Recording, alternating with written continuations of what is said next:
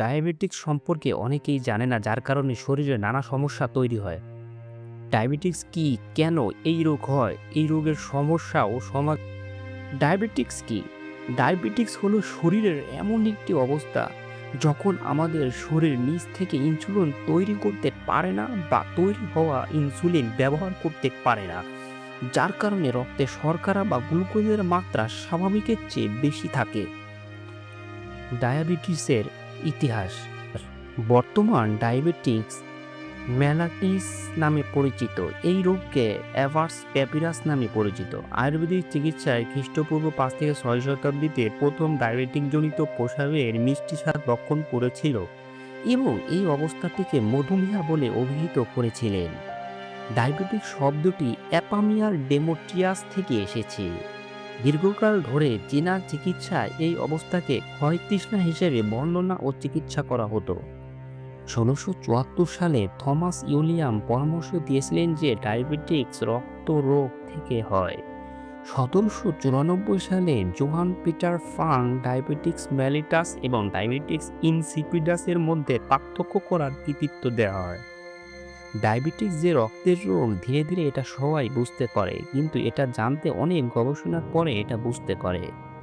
মূল ইতিহাস এটাই, কিন্তু আরও অন্যান্য অনেক বিষয় আছে ইতিহাসের, সেটা দিয়ে আমি আপনাদেরকে বোরিং করতে চাচ্ছি না।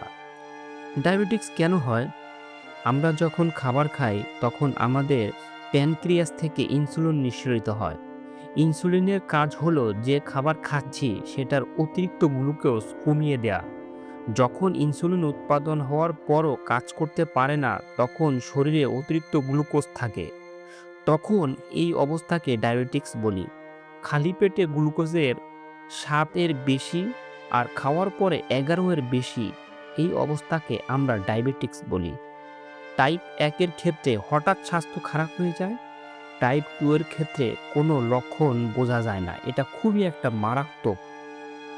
টাইপ ২ এর ক্ষেত্রে কোনো লক্ষণ বোঝা যায় না। এটা মানুষের শরীরের জন্য খুবই মারাত্মক একটা বিষয়।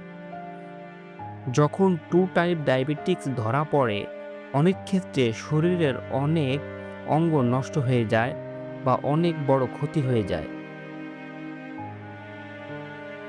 এক্ষেত্রে মারা যাওয়ার সম্ভাবনাও বেড়ে যায়।